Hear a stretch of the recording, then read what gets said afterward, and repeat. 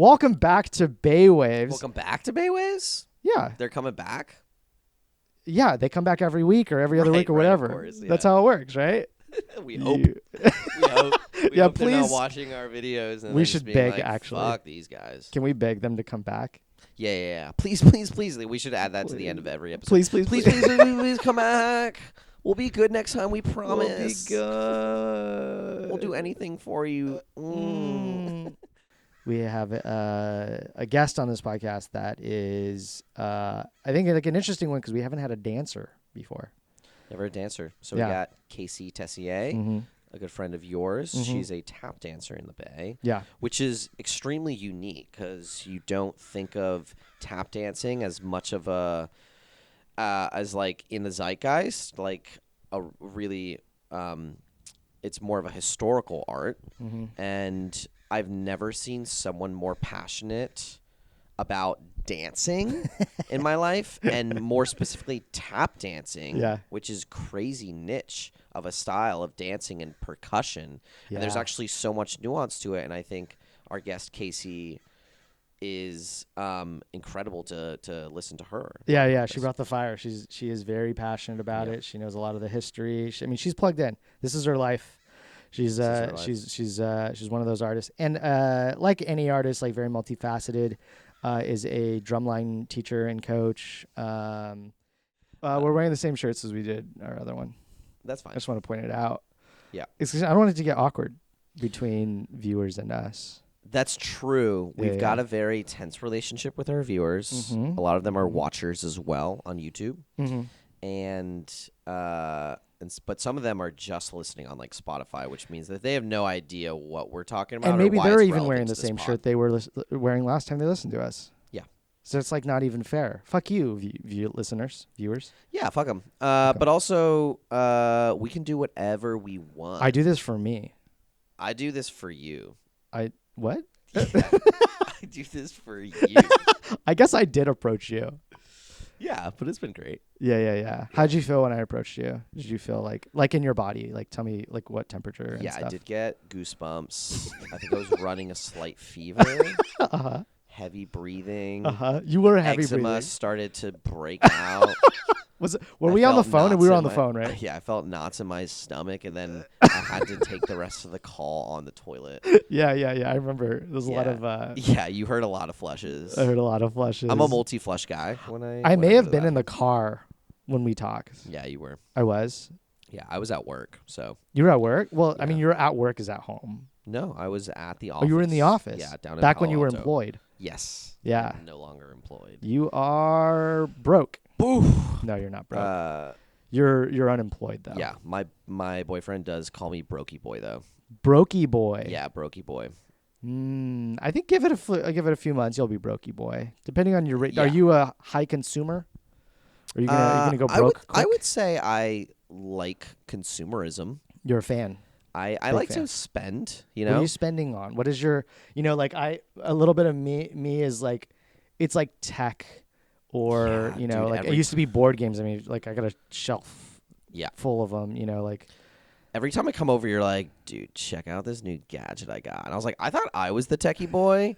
And you're like, check out this like Steam Deck that I got half off from this guy on Facebook Marketplace. I'm like, don't you already have 3 of those? And you're like, yeah, but this one's got like joystick controllers that are a little bit more smooth. And I'm like, I have showed you 3 Steam Deck things every time that you've come over in the last month. Or like a new camera, and you're like giving me all the specs of the camera. Like, I don't understand any of this, but again, I do love your hobbies. I love this for you. Yeah. Right? Well, what's yours? What are you spending your money on? I think I just like spend it like loosely in spurts, right? So all of a sudden I'll be like, oh, maybe I'll go shopping like once a year, and then I'll like just like fucking gorge myself and like once a year. I think I like go to an outlet mall like once a year, right? Okay. And I'm like, that's enough for me, but then I'll spend like $1,500 or something like At that. an outlet mall, you'll spend $1,500? Yeah, I'll be like, these are my clothes for the year. You were shopping all day, shopping for clothing. Yeah, and I get exhausted, and then when I get a little tired, I get a little bit more spendy. I have I totally get that. It's like going through like phases of like yeah, like what do I do with myself? Well, I guess I'll spend the money I've been earning. But Totally, yeah. how you are get you? bored. How are you going about? Because I have genuine questions around like people who dress themselves. I have no clue. I'm wearing this fucking cloth, that I got at a hand-me-down store. That's what they're called, right? Secondhand stores.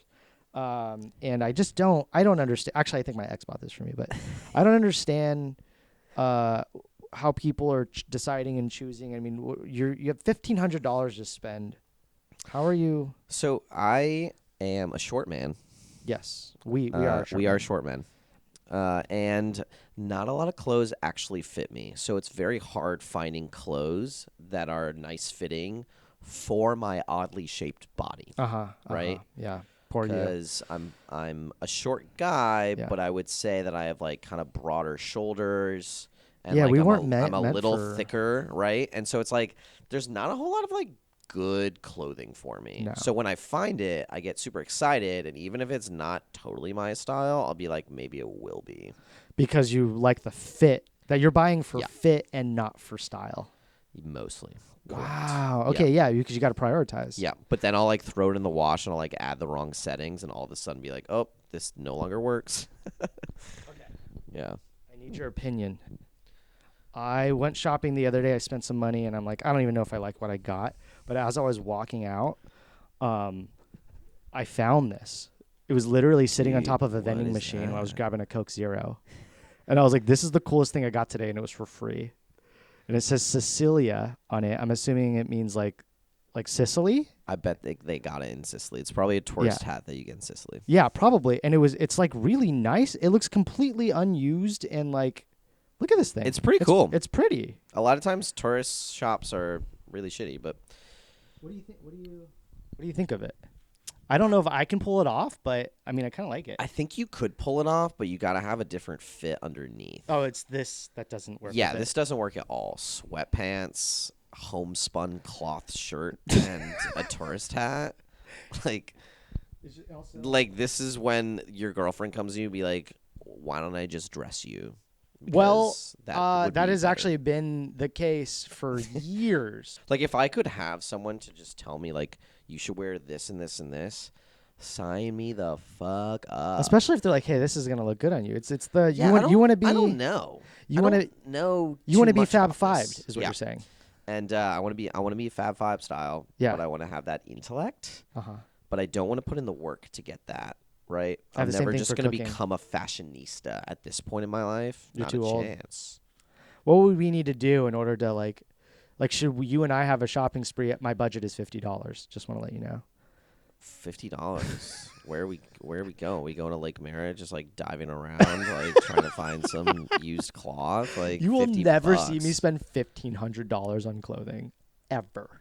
But this is like once a year, That's right? And then maybe crazy. I return like a I'd couple probably $100 spend of it. $150 on clothing once a year. Plus shoes. Dude, I'd probably spend $150 on clothing once a year. I spend a tenth of what you spend. It's wild. I don't think I think $1,500 is probably like pretty low in terms of the average American. Yeah, year? for clothing, there's no way it's anywhere near that.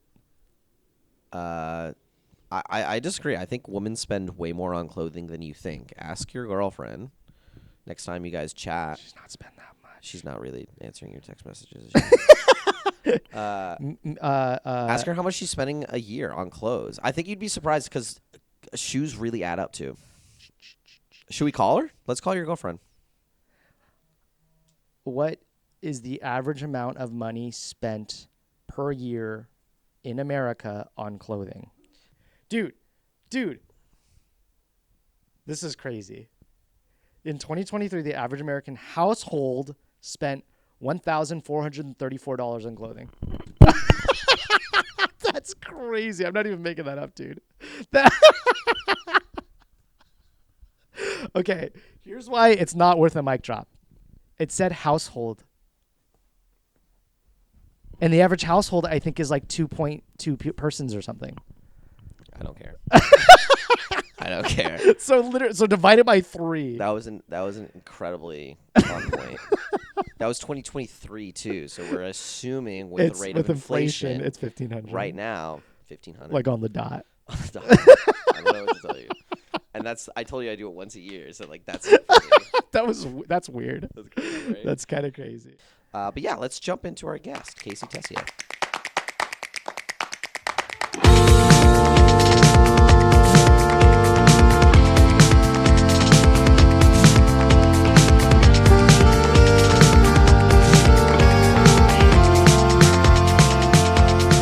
I'm curious if you've gotten this, but a lot of tap dancers have an experience of you tell someone that you're a tap dancer, and the recipient of that information is like, oh, and like immediately does something. Yes. And you're like, okay, when like, you say I does don't- something, can you explain? Oh, Because God. it has happened to me. yeah, just their first reaction is to like move their feet in front To of you. do it to you. As if, and I think the gosh. intention is like, I know what you're talking about, but how it comes across is very like, I don't make an impression of your profession when you tell me. Like, You know, it'd be great if you should start telling people that you do like jazz scatting. So Just then, to see if they- just to see if they go, oh, doobity doo ba. Yeah.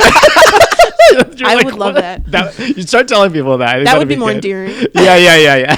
Because usually it's like but like you probably just met this person, so all you can really be is like, yeah. Great. You Okay. know what I mean? Like but seeing it, you're like, please stop. But I'm surprised you haven't been in a fight and just started aggressively tap dancing to win the fight.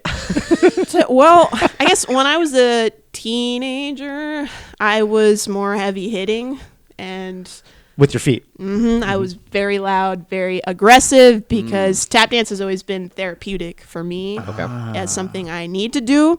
Yeah. So yeah, there was a time when I was a teenager when if you're in tap shoes with other people, or you're in rehearsal, or maybe you're trading, the vibe would turn more like Casey's I'm gonna mad. cut you, instead of like, but not out of context, out of Yeah. like in a room with tap dancers. Yeah. It's an artistic expression of your Yeah. inner feelings. You just I'm don't not like that hear it anymore. for tap. You don't do that. No, but I didn't even know at that time that like cutting contests are a thing and have been a thing throughout history. Please where, explain. Yeah, there are two tap dancers trade phrases back and forth. So you one at a time. You'll you're need to tap explain dancing. what phrases is to him. Yeah. You Yeah. got all the tap dancer lingo. I know Just zero music, of it, anything. but Yeah. also probably our audience doesn't know either. Yeah. So Okay, so you have two tap dancers and they take turns tap dancing. What they do can be set, so the duration that you're tap dancing can be set. Okay. If we're speaking music, we talk in bars. So a bar is 4 counts of however fast you're going. So if Okay. you're going really fast, 1, 2, 3, 4, 1, 2, 3, 4, 1. That's a bar. 1, 2, 3, 4, 2, 2, 3, 4, 3, 2, 3. So groupings of 4 are bars in music, and are bars to tap dancers do. Do all tap dancers speak in bars? Absolutely not. But a lot of people more approach it from the perspective of dance, where they count in 8s instead. But whatever, that's the whole thing. So phrases is deciding up front how long you're going to dance. So Okay. 4 bars, Sure. 8 bars, whatever. So the cutting contest is like a conversation / battle. It's more cutting implies battle. Yeah. It's like a rap cipher. It's like Yeah. it's a rap. Yeah, it's so cool. I Yeah, love this. so when I was angsty teenager, I did not know about cutting contests. But in history, 2 tap dancers would trade phrases, and really the most important thing is that you stay in time and you don't lose the one. So if the other person goes over, like that's considered like on that person, and you're in your full right the one is the to come start. in and cut them off. Okay. The one is coming back to the beginning, and if you've lost that, then you're off. You're kind of off time. Basically. Yeah. So it's more about timing, and the original cutting contests were actually judged underneath the stage. So if you think of like a pit What? orchestra, which I really appreciate that history, because it's more about the musicality of the dance than it is like how it looks. Because I think now like modern cutting contests are very like, how fancy can you get? And like, is that valued more than like saying something really nice musically? I don't know, whatever. But yeah, the original cutting contests had other tap dancers in the community, judges underneath the stage where like a pit orchestra would be, and they would just listen back and forth to the tap dancing. So they're and not, then make a decision from there. Okay, and they wouldn't have any other biases come in. You're not seeing like, any of it. Now you can't see it. It's so like you're those blind music. auditions like that they do in music sometimes, right? Yeah, there's a show, The Yeah, Voice, right? yeah, There's exactly. The Voice for tap. Yeah. Yeah. I feel so honored that you even sometimes like consider me a tap dance. Like I've done it a handful of times, but learning like so much from you in a very short amount of time, and like inviting me to jams and things, and I'm just Absolutely. standing there like just like moving my like those people Casey's talking about. They're like, "Ugh," I'm like I'm like a toddler. Not even though, because you have not even good a toddler. intentions. Yeah. You're not even a toddler, dude.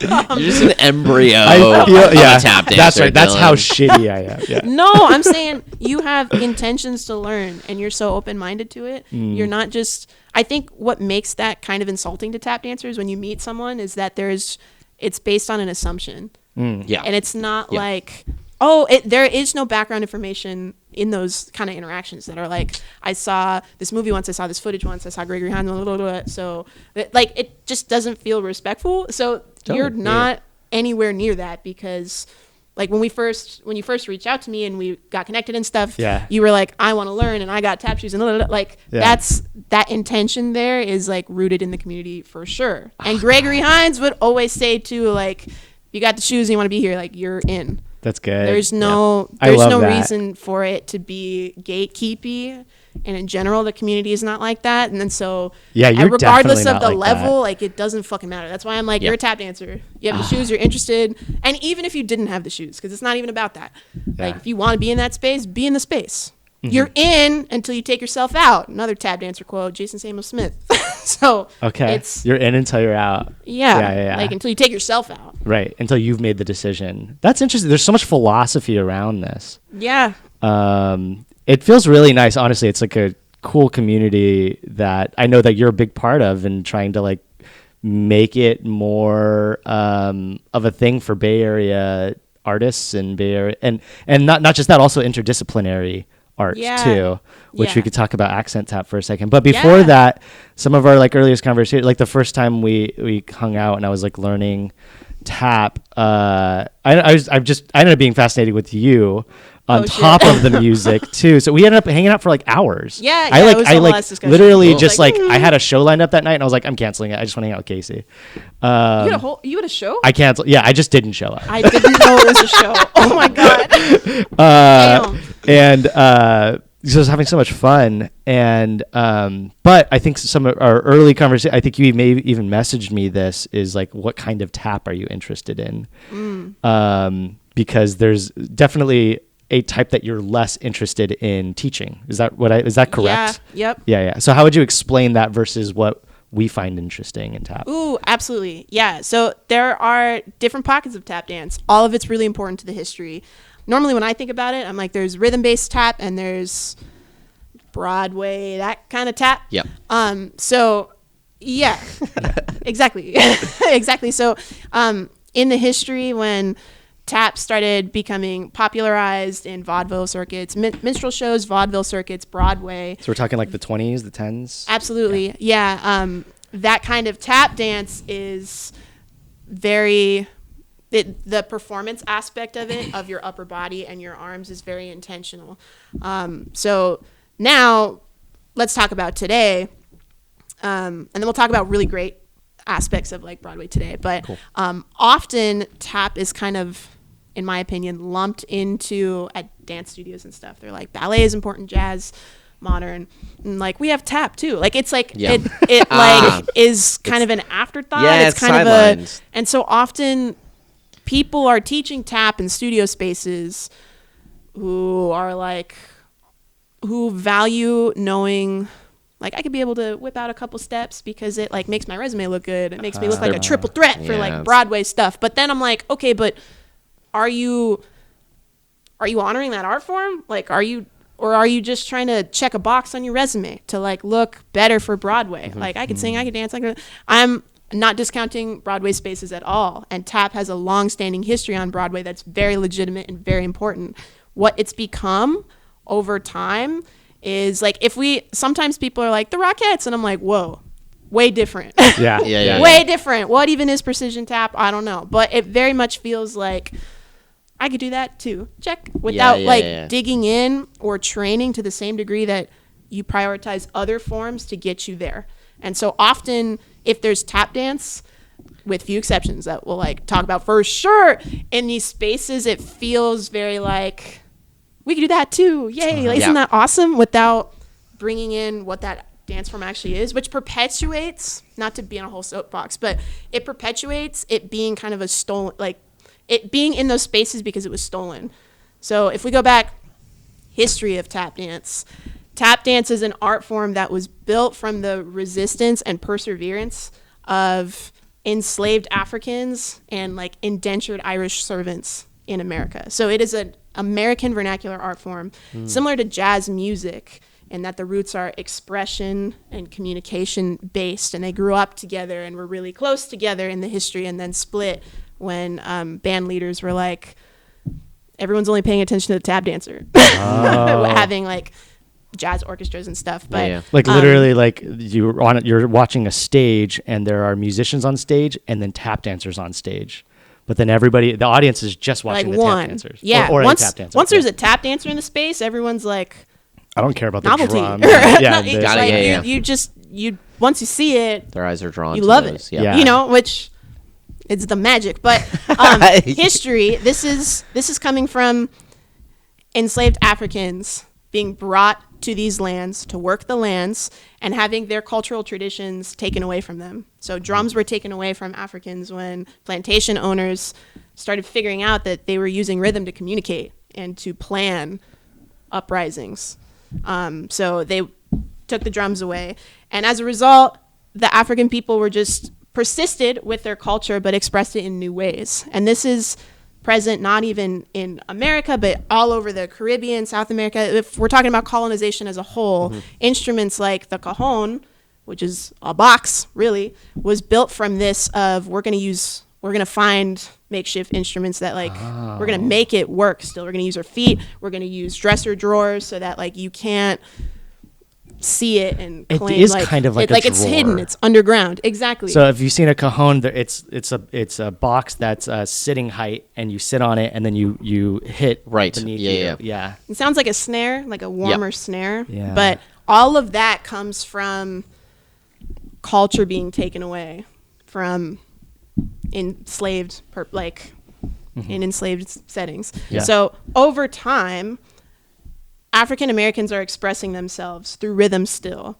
And now the white entertainers of the day are seeing that, and they're trying to profit off of it. And so now they're like, let's make fun of the black person by going into like our performance spaces and being like, black people look like this, and then would do a tap dance bastardization of what they're doing. And then they started making money. And now we have African Americans who are like free African Americans at the end of slavery, are now starting to perform these dances. They're their dances, you know what I mean? And it's a social dance. And now it's starting to be seen in minstrel shows. However, originally, black performers could not perform without blackface, or could not perform solo, or could not have a leading role until Bilbo Jangles Robinson, who we honor and revere. His birthday is May 25th. National Tap Dance Day, government recognized. But I didn't know because he That's broke cool. so many barriers in like African American history and in tap dance. But black performers originally had to appear in groups, could not be solo, had to be in blackface. Bilbo Jangles Robinson was the first and the highest paid African American performer of his time too, to be like, I'm not appearing in blackface, I'm going to be appearing solo. And so it's been like a weird chase through history of a dance form that persists regardless of it being taken out of context or it being taken from the people it belongs to and profitized still there. So to some degree it is not the same at all, but sometimes I feel like it feels like that in Broadway spaces or in like dance competition spaces, because I'm like, what if you're not aware or acknowledging where this comes from, then this is just another version of bastardization. It feels really icky. But Broadway today has some sick tap dancers in the scene. Like Ayodele Cassell is in that history and studied with the masters and was a like direct student of Gregory Hines and is choreographing on Broadway. And so now you're not seeing like, you're seeing people of color shredding on Broadway because they have choreographers like Ayodele Cassell and Anthony Moore Gerardo who are really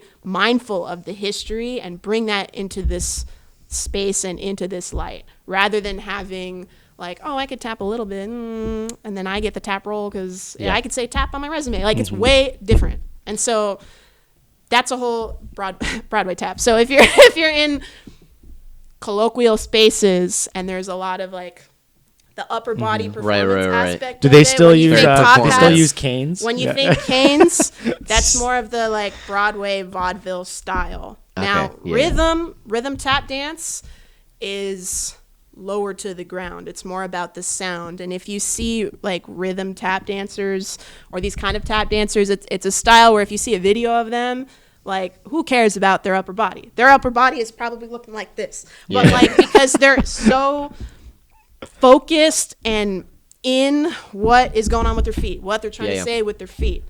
So all to say, performance, upper body, really up on your toes was like traditional tap dance, up on your toes. Woohoo! And then once tap dance was brought down to the heels, courtesy of John Bubbles, so Buck and Bubbles were the first to syncopate tap dance. I'm going to accent, not the downbeat, and I'm going to do it with my heels, and it's going to sound low, and it's going to be hip. And then we're having these tap masters over time, like Gregory Hines, who made tap cool again because he made it funky. And like Jason Samuel Smith, also very like low and like hip with where tap dance can be. We are tap dancers, not tappers, which is a whole other thing in the community on like why I was even reading Facebook whatevers on what people were saying. I don't know how I came across this the other day, but words. Because someone was like, why is tapper kind of derogatory? And so all of these people were like, it's not, I'm honored to be called a tapper. I don't know. And other people were weighing in like, it just feels like if all the other art forms have, you know, like ballet dancer, right. You don't say jazzer, you don't say, like, it was a whole conversation that is still not like resolved in the community at all. It's not a point of contention. It's just different. Yeah. But you're expected to, and you have been through the history, sell it up here too. Mm-hmm. It's just how you prioritize the dance. I've been tap dancing since I was 4. And it took until I was 20 to be like, oh shit, people are doing this for a living. People have albums, and at the time that I was discovering that, I was even more upset because I started percussion as a jazz drummer.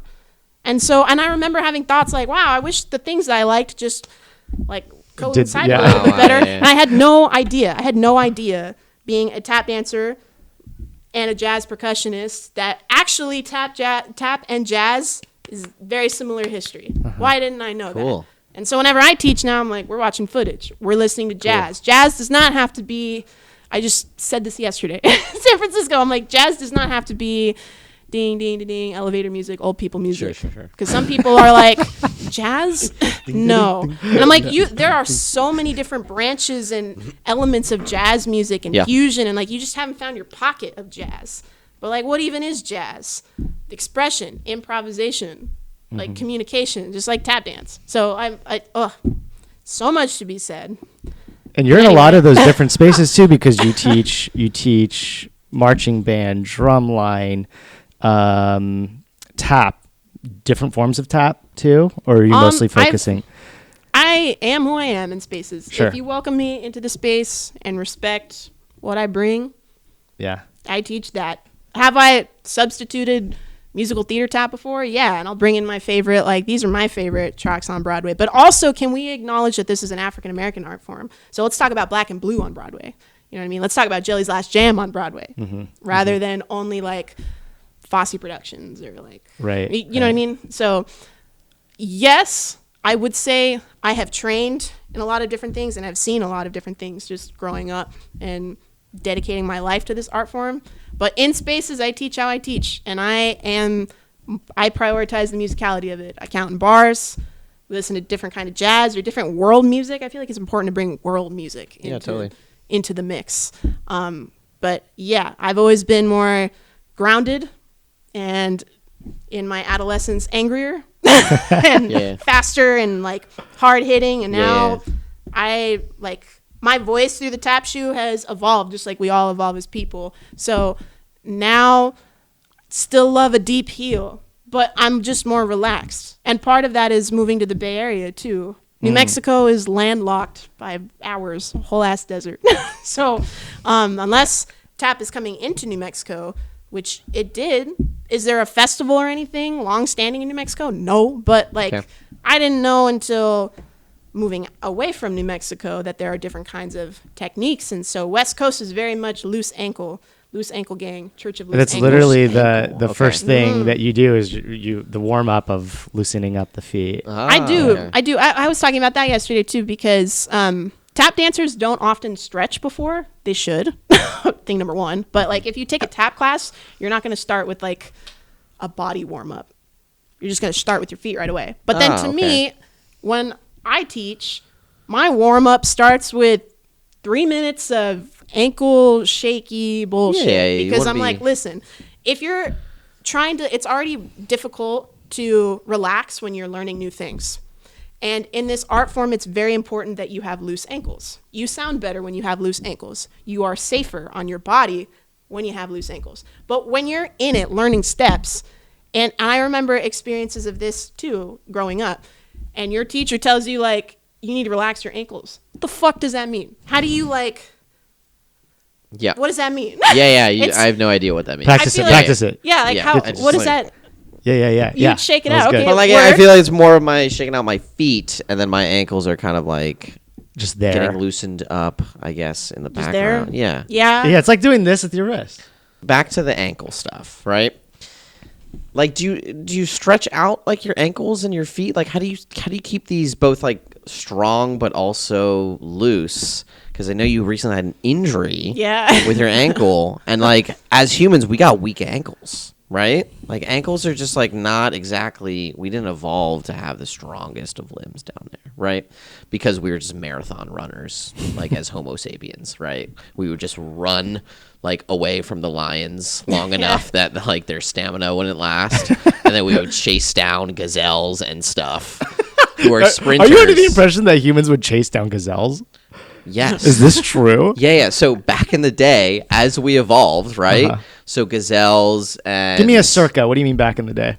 I'm talking like 250,000 years ago, as Homo sapiens were like really evolving, right? And the way that we would hunt was essentially just to outlast a lot of our prey. That's right? crazy. So you think I can run for 5 minutes and I'm done. Yeah, but you think about like just like us as there are marathon runners. Like we do have a lot of stamina if you actually like practice it. Yeah. But something like a gazelle, nah, they're sprinting because all they need to do is just like sprint away from a lion. Just quick enough. Yeah, for the most part, they need to be quick, right, and be able to jump into it. Essentially, like they're like adrenaline spikes, right? They're like baseball runners where you just need to get from one diamond to the other. Yeah. But then humans, all we would do, we would just jog. We would jog towards them, right? That must have been freaky. And they would that's like run a horror away. film for a gazelle. Yeah. And they would eventually just tire out and become so exhausted that the humans would finally get to their prey and be able to take it down. Okay. Right? Now, I want us to take a vote. Do we believe, Johnny, that we used to chase down gazelles? Gazelles? I mean... Gazelle, yeah, with like African gazelles, Absolutely, we'd outlast. Yeah, what do you think? What do you think we ate back then? What are you talking about? Nomadic lifestyle, hunting. All right. I just we were hunters and gatherers. They just seem so we're not fast. scavenger. I mean, we could scavenge, but no, hunters and gatherers. Hunters and gatherers. No, how about that? Well, like back in the once day, you have dude, weapons, yeah. Oh. But you still got to get So to the pre-weapon. and like once they see Proximity. like you miss. Mm-hmm. Okay, they're gonna run away, and then you're gonna have to chase after it, right? Yeah. So all right. So I've we been got outvoted. weak ankles. We got weak got weak ankles. ankles. Is all I'm saying. Tap dancers are really good at chasing down gazelles. Is what I heard. you know what? They That's probably also would be good. Yeah, I've never tried. But they might be a little. but they might be a little loud. Oh yeah. You gotta wear. Scare You gotta put your soft shoes on. Oh my gosh. But how do you? You're right though. It's a weird combination of strength in your ankles and like relaxation in your ankles. Strength does not imply rigidity. Totally. You know what I mean? Yeah. So, but yeah, it's remember, because I've cross-trained in a lot of dance styles too. Tap was always superior. No offense. No offense to other art forms, but Casey means objectively. Me, it felt the best in my body, and just Cool. Tap was always what was up. It's the rhythmic aspect of it. There's so much to be said there. But I remember being really young in ballet classes, having like a ballet teacher be like, "I need you to close your ribs," and me being like, "What the fuck? Like those are bones. Like I don't know what you mean. Like what does that mean?" Yeah, how do you close a rib? And so I think we should all try. I feel like I might have a heart attack doing And that. they used to do gestures like this, like you're. I think it's technically like not popping them out, because then it like affects your back and stuff. But I don't know what it. I still don't really know what it means. Yeah, it sounds like a BS exercise. They're dumb anyways. Exactly. We never plan on having a ballerina on this pod. Oh my god! So fucking cool. I'd love to be a ballerina. But anyway, we'll edit that out. Yeah. It's different, but I feel like that's a similar parallel example to being like, relax your ankles. Yeah. Someone who's like busting their ass in class, being like, I'm trying to get this. Yeah. But then you just automatically get more tense. So yeah, when I start class, I'm like, hey, let's breathe for a second. Let's loosen our ankles in as many ways as possible that I've learned over time, mainly through the West Coast, because West Coast is all about loose ankle technique. There are different kinds of techniques. Relative to East Coast doing what? I cannot describe East Coast technique, but it is, the motions are bigger.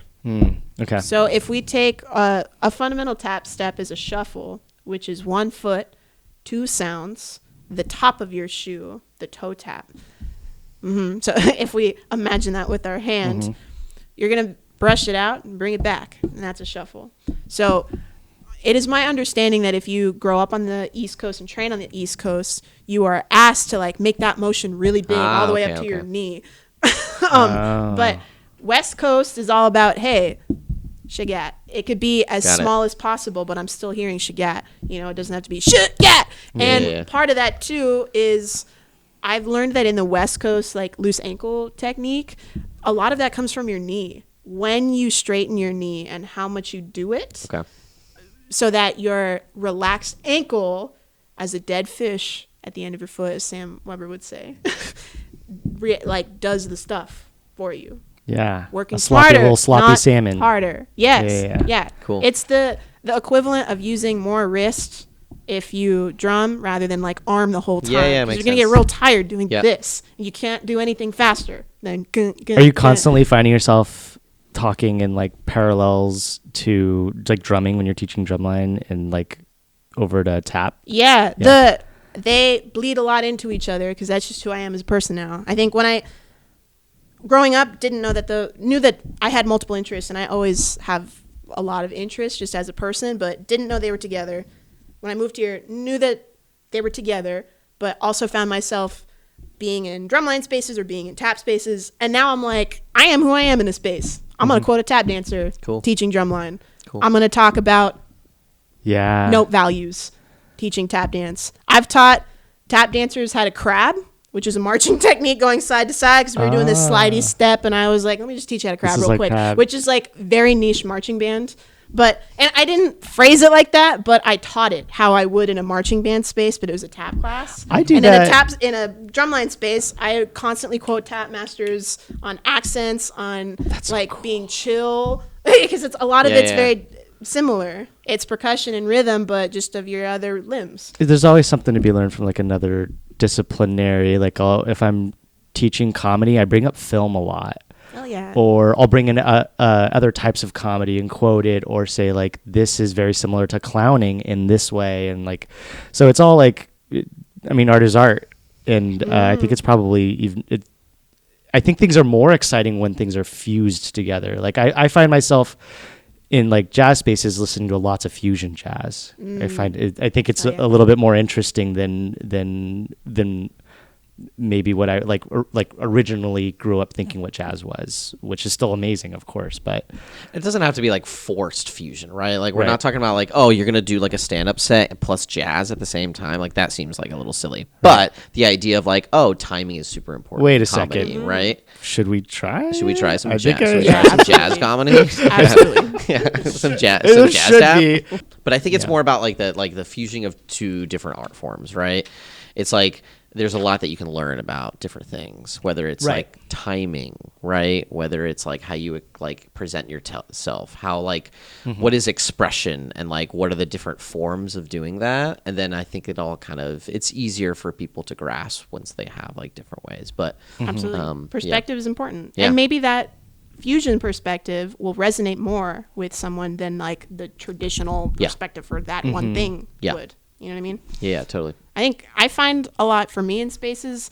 I have a math background, which I don't use because it doesn't make me happy. You have a degree in math, don't you? Yeah, a whole ass degree. Yeah, pure math, the proofy kind. What is pure? What Latin, is pure math? Not calculating shit. So yeah, Is it like coming up with like a QED, and then like you just do your proof? Exactly that. Yeah, that shit. Anyway, I don't use it because it doesn't make me happy, but and I'm very privileged and thankful to be able to just pursue what makes me happy in life, and Totally. knowing that takes work and there are sacrifices in that. But all to say, not an art form, or maybe is, I don't know if you're talking to the right person or whatever, but I find that when I'm teaching percussion or tap, rhythm based, I think of things a lot in patterns, and so I approach it in that way. Or I'm like, it's for this, for that, for this, which is also very drumline. The structure of exercises is 4-2-1, or this hand, that hand. Like when you build your fundamentals, so I'll bring that into tap spaces. But I'm thinking like, damn, this is that math bullshit in my mind, where I'm like thinking of the logic behind this. You have the beautiful mind, like you got all the numbers running around. Yeah. Oh my gosh, it's sometimes when I'm trying, the more I teach in creative spaces, like if I'm writing drill. So drill is your location on the field or in a gym in a marching setting.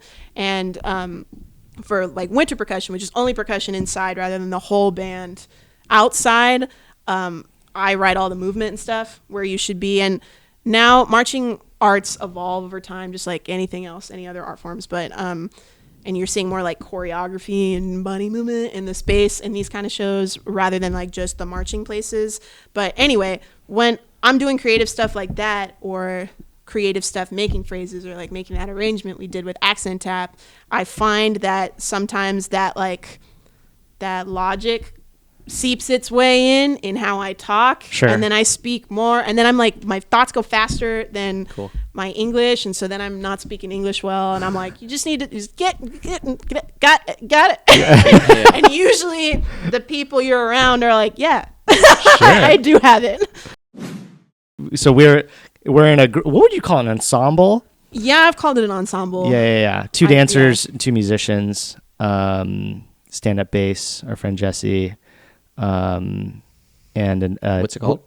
Accent tap. Accent tap. Which is, so it's one word. Accent tap is a fundamental drumline exercise. Okay. Because at the root of everything in like in percussion in general, but especially marching percussion, when you have so many more notes, is the difference between loud notes and soft notes.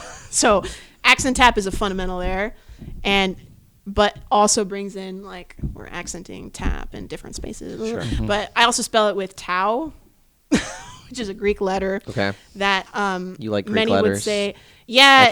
I can see your necklace. Rep the pie. I've always loved pie my whole life because math nerdy bullshit. But, right, it's the math background. Okay, Yeah, isn't your Instagram handle like pie taps or Yes, something it like is. that? I didn't even put that together. Yes, it is. But tau, some would argue, is the better pie, because it makes more sense in calculations to consider the whole circle rather than just half a circle, which is what pi is supposed to be. So Wow, that's so nerdy. I love anyway, it. yeah. So the accent tap, and in all of the like making the shit for accent tap, I was always like, one, I have the Greek alphabet just on cue on my phone at all times, just because you never know. But especially for these moments, You never know. What do you mean you never know? because maybe you're writing accent tap. Hey, we'd love to perform, doing flyers, doing all that, and you need tau right there. So and all of that, it was really important that tau was represented. So by never know, you mean once every 5 years you might. No, I use pi a lot. I use That's shoe great. in notes that I leave for myself or for students. I whip delta out a lot, and they're like, Oh "What the my fuck is this?" gosh. And I'm like, "It means change. Yeah, things yeah, we need yeah, to yeah. improve on." I love Good this for idea you. that, you know how some people, when they're trying to learn another language, they'll just like put all their settings in their phone as that language. Oh. Yeah, I just yeah. love the idea that you're doing that, but like ancient Greek. Like, If you see like a notebook of mine, I'm very big about they've always been a very important part of who I am as a person. A notebook.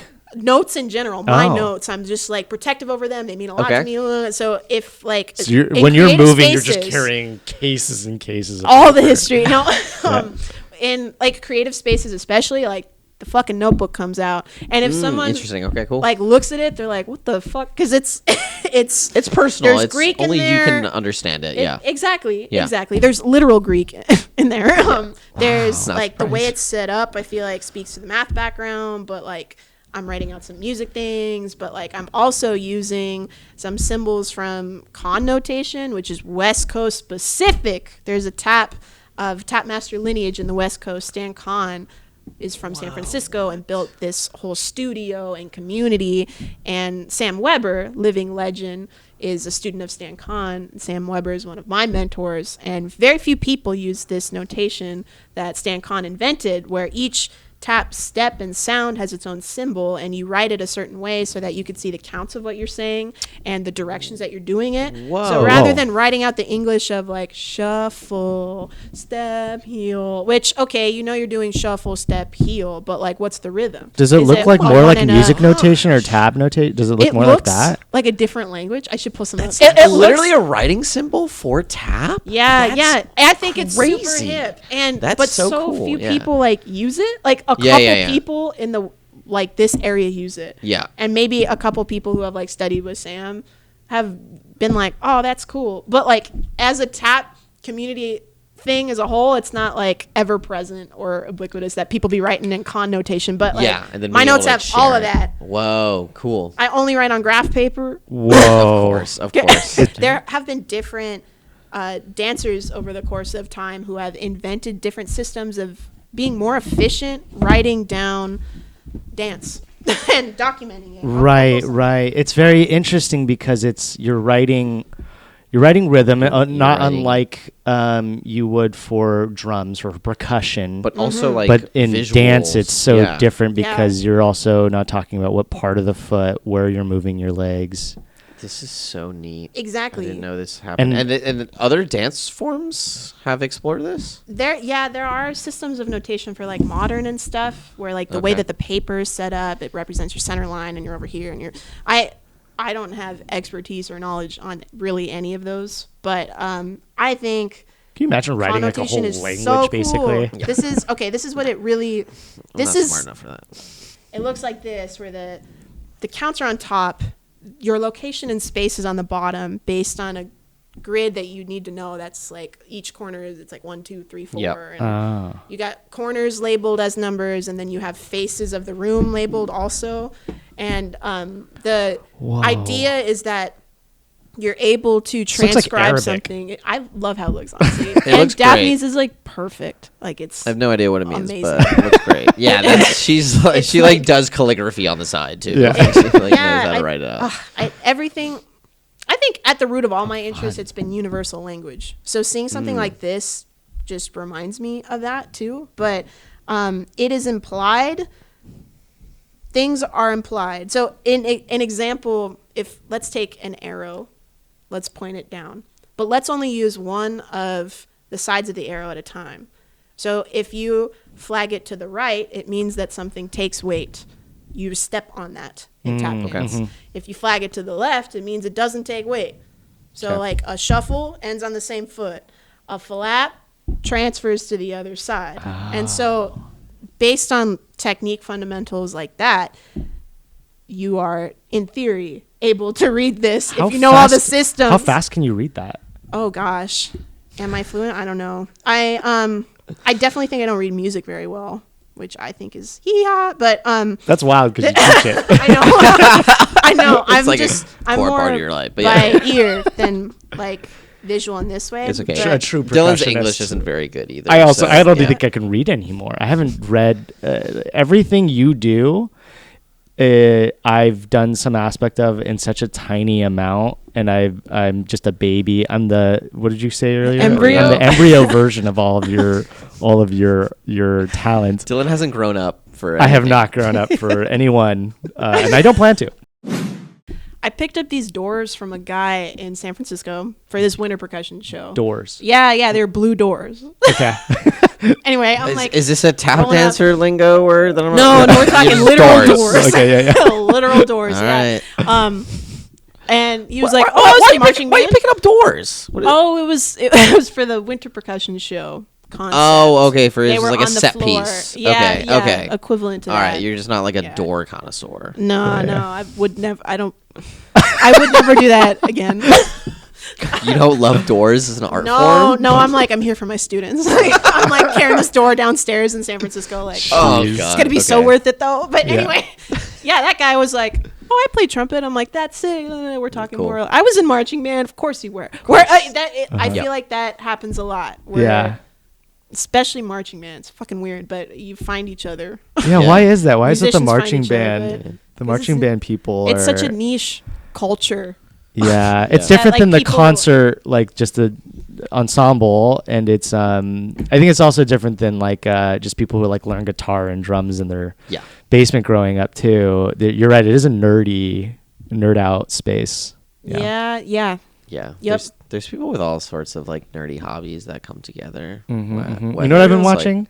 Marble Oh, marble racing? racing. Have you heard of this? That's crazy. Where the guy nerdy. commentates on the marble racing as if they're like real like racehorses or something like that. Yeah. And it's What? he's literally just like dropping dozens of marbles into this racetrack that he builds a lot of times in his backyard. And They're elaborate tracks. elaborate tracks, all different Like marbles. where things like turn, like not just a track, but is it like a The- pulley? it's No, over it- here. No, it's not Oh, MacGyver. this is rolling. Is it MacGyver? That's not MacGyver. It's not that. It's Yeah. not that. It's Okay. it's like a racetrack. Yeah. Yeah. They'll be wide. They'll be yay wide, and they're all coming in, and they have these like you pull up the thing like kind of like Oh the my skiers, gosh. and then they're all coming down, and they're all distinct colors, and the audience in the background are There's an also audience? marbles Oh. that he hand paints, or probably not. This guy has millions of views on YouTube for this stuff. Oh, by the he's way. like Yeah. famous now. Yeah. There's like Fuck there's yeah. like There's like the Marble World Series where he'll like commentate, be like, the red marble, and he'll give him all these like fun names, like the red velvet marble or whatever. And then he'll just like commentate on it, and then like people will bet. There's like betting markets Oh my god! for It's well marble produced. races that are I love this.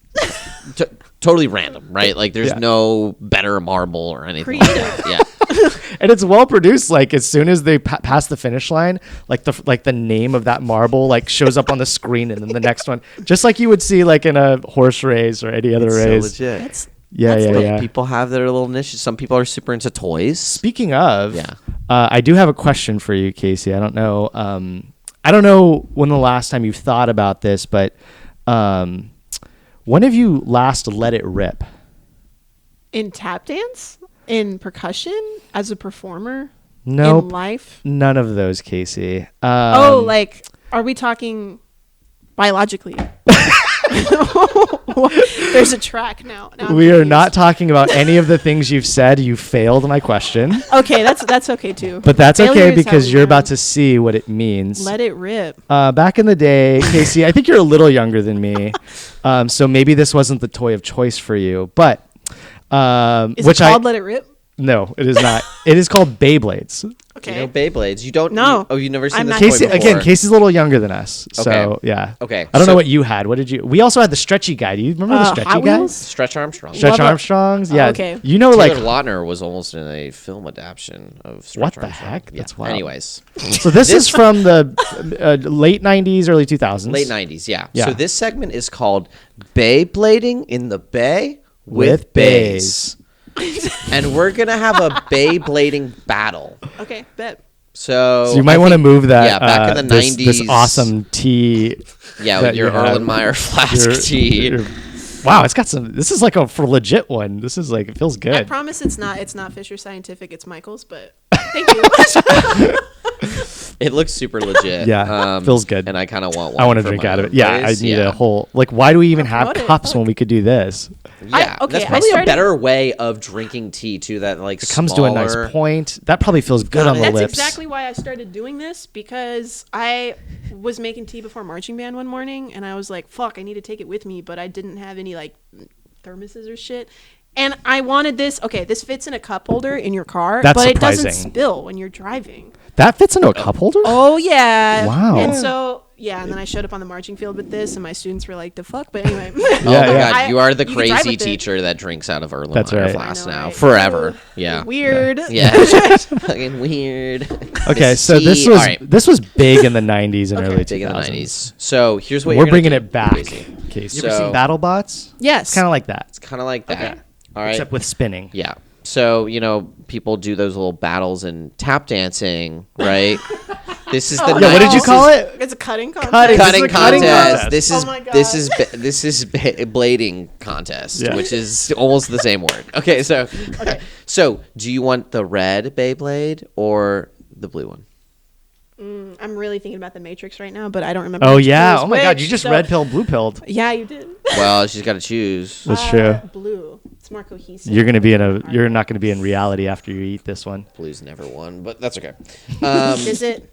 Okay, so yeah, Okay, so it you're sets gonna, in there. Yeah, it sets in there. Okay. I don't want to break it. So just hold it. I don't Like think you're Don't ready worry about for- breaking Yeah. it. These are Chinese knockoff Beyblades. It's like really shitty plastic for the most part. They break all the time. We've got 40 more because they cost. Oh my gosh. Because it costs 30 cents for all of them. So Is it cheating if I ask to see you once? Just let it go. Yeah. Just excuse me. Let it rip. Yeah. This is So that there's context. this is a big competition. Okay. And basically, you're not getting a mulligan. You're not getting on any this. hints. Oh, okay. Okay. No. You know what? I respect that. You should have watched the pod before. He takes it way too seriously. 3, 2, 1. Let it rip. Let it rip! Ooh, let's go. Okay, this is a good battle, but they're not exactly touching each other much. Okay. Oh, blue instigating. pill. I'm not feeling great about your chances. Wow. Oh, At least someone is I'm making- just circling your dead body now. Let's go. Okay, well, great job. Yeah. I didn't film any of that. I missed it. Sorry, I forgot to film it. Dylan, you have one fucking job I during know. this I totally segment. missed it. Okay. Whoopsies. Well, Dylan's the real loser. Actually, this pod is the real loser. Because we're not going to have the right footage. Anyways, that was Beyblading in the Bay with Bays. With Bays. Yeah, I yeah. love that, actually. Yeah, how are Thank you for- feeling now that you've done that for your first time? Yeah. Yeah, I fuck with it. That's Yeah. nice. Okay. Do you think you're That's going to get nice. into this as a hobby? Probably not, unless I can. That was such an easy way to say, like, fuck this. This is Yeah, stupid. totally. Yeah. Would I purchase one? Probably not. Okay. But is there potential? Yes. Oh my gosh. Oh, there you go. I love how the way your brain is moving right now. Yeah. Yeah. Okay. There's potential. Casey sees something that we don't see. The math is going. The math is mathing. The math is How mathing. cool would it be if you did a tap performance and then Dylan and I were just like Playing Beyblades around your feet. Yeah. That and would then be you were sick, actually. tapping around the arena and the Beyblades. Ooh, around the a favorite. So during the pandemic, there were Zoom classes, there were Zoom community Right, of conversations, course. footage nights, Sad. XYZ.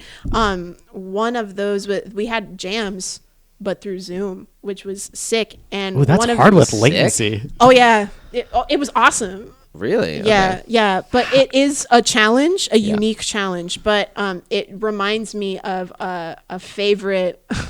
Not a lot of people do this, I guess, but you just put an object in the. I've done this once at a jam. I don't think you were there for it. What do you but do? But you just put an object in the middle of the floor, and you don't say anything. And you wait for how people use it. Interact with it. Yeah. I love Do that. you go I like around it? that. Do you interact it? Do you tap on it? Shit, what are you gonna do with it? And I love the concept of it in a jam. I think I've only. That is It was interesting. a chair. I think That the sounds time like I a did it at a children's jam. psychology experiment. Yes. They're like, Kind of. yeah, how successful is this kid going to be? Or like, how creative are they? And then you Mm-hmm. just like drop like, I don't know, like an Erlenmeyer flask in the Yeah. middle. And like, what do they do with this? So Do what they did wear as a anybody hat? use it I don't know. well? Yeah. Everyone did their own thing with it. Okay. Yeah, Okay. it was sick through Zoom. Anytime it's been done in person or in Zoom, but I always think about It's only in that Zoom? group of people. Okay. No, I promise no. Okay. But I always think about that group of people in that Zoom room that like if I see them in person, we're like, we should do the object in the middle. Yeah. Because it's just like, how do people use it? And you don't say anything. You just, it's Interesting. obviously in the middle of the dancing space. Yeah. So I love the like, idea that are you just gonna go around it? Are you gonna use it? Cool. So you should host a jam. Don't tell anybody, but Johnny and I will be there, just With standing in the Beyblades. middle, Beyblading the whole time. But you never mention us or introduce us. Yeah. And then people That just have to sounds dance around. So dangerous. Us Beyblading. So dangerous Mm-hmm. because the tap shoes are pretty sharp, right? It's like a hard metal. Whoa. What? No. Oh, Sharp? let's see your Do, top do, you have, shoes. do you have any Like tap shoes sharp. for us? Wow. Cutting contest to a new level. Yeah, They're like yeah. heavy. They're like Yeah, a little. they sit up late at night and they just sharpen them like a Okay, knife. but if I'm like my God. accidentally kicked with a tap shoe, It'll hurt. Yeah. it'll fucking hurt. It's a Yeah, piece because of it's metal. It's Yeah. not sharp though. Unless you. Let's see. Unless I you bet go it's to sharp. your. I unless bet you he'll are figure out a way to outside. cut himself on it. Oh my gosh. Well, I on an old beloved pair of tap shoes, which were stolen from my car. Shout out downtown Oakland, which I love. Yeah. I do legitimately love though. I live there now, and I do love Yeah. it. But yeah, my tap shoes that were jacked from my car did have a sharp edge because in a gig I was like in a fully improvised gig, not. Which I'm comfortable with. I really fuck with improv. Very good with improv. Well, thank you so Oh, much. it's so fun to I watch. was playing spoons. I was like, this is going to be a percussion, tap, fusion, whatever. But the concept is going to be metal and wood because that's what these things share. Like the Sure. percussion is only going to be metal and wood because I grew up without instruments, and I think you can still be a percussionist teaching yourself or without having a drum set or whatever. Sure. So yeah, I was playing spoons and then I did it on my tap shoes into a mic and I was like, that's pretty cool. And then after that, the tap like that edge was sharp and I was like, well, fuck. But it's And then okay. you use it, and then you can use it as a defensive weapon in downtown Oakland. That's right. Oh my gosh. That's right. Just And walk around with your anywhere- tap shoes like this. They are Yeah. pretty heavy. If you kick yourself in the ankle with it, it Sucks. hurts a lot. But yeah, these are Can I my touch- tap shoes. can I touch your Absolutely. shoe? Yeah, you want a shoe? Wow. I'll take a shoe. Shoe They're out. shiny. Do you shine these? I do before performances. Oh, these are good. Nice. It's the marching band in me. I'm like, gosh, shine my shoes. You gotta shine your shoes. Could you put different plates underneath the shoes to make different noises as they tap? Yeah, so it's not commonly done, but there is. I wish I could credit exactly who the artist is, but there are some wooden taps available, and tap dancers like Bilbo Jingles Robinson, who we were talking about with the tap dance holiday, nice, did have wooden taps to start. So you could. I've always wanted to experiment with.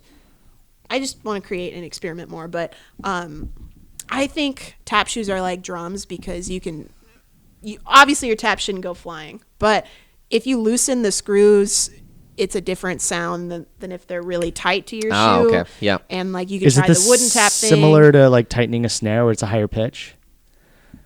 That's a really good question. Let me think about that. Well, inherently the toe tap is a higher pitch than the heel Than the tap. heel.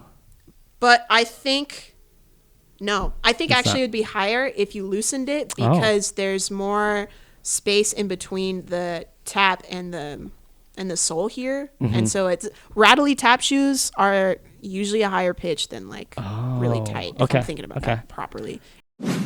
The Bay Area is really interesting because there are pockets of tap dance doing different things, but they don't talk to each other. Really? So, Oh, okay. yeah, when What's your pocket then? Oh, I don't know. That's a good question. 'Cause I'm- you're part I'm of just out here a- trying to be a tap dancer. But yeah, you're part of a Oliver. group that you mentioned earlier. Their name again? La Mezcla, La San Mezcla. Francisco. Can you explain that? Yeah, absolutely. So I actually found they did a KQRD. If I'm KQED. ED. Oh, thank you. See, I'm not from here. Whatever. Okay. KQED. There was a film, like a small dance film interview that was specializing in. I think it was KQED. Now that I'm thinking about it. But then when I think about the whole series, there was like a series of 8 that were "If Cities Could Dance" is the main title of it, and it's about a particular dance tradition or how people are doing it in that region. And so I saw that before I moved here. I was like, oh, what? There are tap dancers in San Francisco? And what's really unique about La Mezcla and Vanessa Sanchez, the artistic director, is that it's a fusion. We've been talking a lot about fusion of zapateado traditions, so son jarocho from Veracruz, Mexico, and tap dance. At the time that I saw this, it was mainly talking about that fusion and the use of that fusion to tell stories that are often not told. So when I saw that, it was in the context of Percussion, which is their first really big touring production that talks about the Zoot Suit riots specifically from the perspective of the women and a lot of the untold stories that were not as much in the media as the men's perspective and point of view. So I saw this video on YouTube, and I was honestly anxious about moving out of New Mexico because I'm still New Mexican at heart, and still I'm a New Mexican living in California. I would not call myself California. You're Burkenya. Yes, sure, yeah. I am Burkenya all through and through. But is it a entirely women dance team? It is. There are male musicians, okay, but all of the dancers are female. Okay. So at the time too, that was a big thing in the video. This is like an all female performing group that has something to say and is really rooted in community. And so I saw that and I was like, that's fucking awesome. Like they're so badass. Like what, like this, like these like Latinas like really advocating for stories that have been told and using the arts to do that. Like that's fucking awesome. So cool. I knew of them before I moved. And I was like, thank goodness there's tap dancing in the Bay Area, because I had no idea. And my naive mind was like, California equals more opportunity, right? But like, it's different. It's just different. Yeah. And the Bay Area is different from like LA, SoCal, which is where you're at a lot. I do go down there a lot for various tap happenings because I could drive there, which is crazy. But also, so I saw this video, moved here. I saw Pachuquismo and I was like, this is amazing. Just so badass, so important, so empowering. And it was the first time that I had been in a space that I feel like I belonged in the Bay Area too.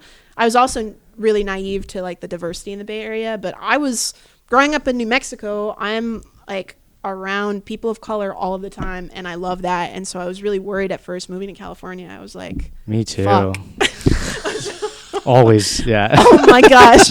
But this show, there were like so many Latin